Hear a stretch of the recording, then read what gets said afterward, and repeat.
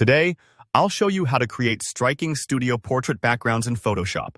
Perfect for giving your photos a clean, professional finish that really makes your subject pop. By the end of this tutorial, you'll know how to transform any portrait into one that looks like it was shot in a high-end studio, all with just a few tools and techniques inside Photoshop.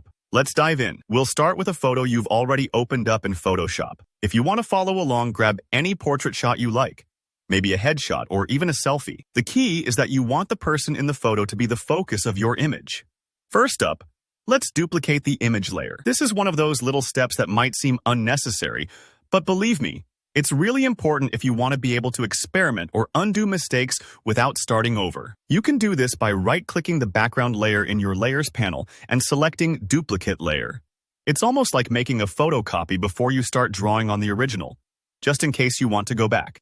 Now, the next thing is to remove the background from your image. Photoshop makes this pretty straightforward these days with tools like Remove Background under the Properties panel, or you can use the handy Quick Selection tool. Just drag around your subject and then hit Select and Mask to refine the edges. Try to make sure the hair and shoulders look natural. That's usually where most backgrounds sneak through. Don't stress too much if the selection isn't perfect in the first go.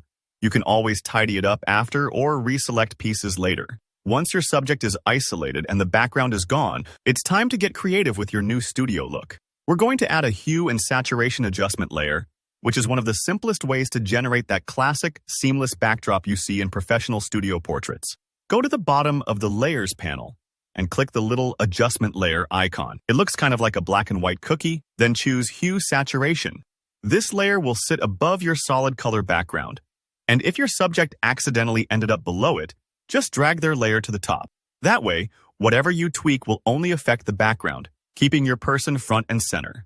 Here's a helpful tip. True studio backgrounds aren't usually filled with props or busy patterns. They're often just sleek gradients or soft solid colors designed to spotlight the subject and control the mood. In Photoshop, you can match this look by choosing a color you like, maybe a gentle gray, bold blue, or even a dramatic dark shade, and then adjust the hue, saturation, or lightness sliders on your adjustment layer. See how the background transforms? Play around until you get a look that matches your style or the vibe you want to convey. If you're going for something timeless, stick to neutral tones, but feel free to try something more vibrant if your photo calls for it.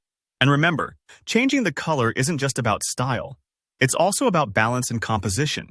It lets you eliminate distractions and draw the eye straight to your subject. If you're not sure which color works best, try a few. The beauty of adjustment layers is that you can always go back and tweak them later. So there you have it.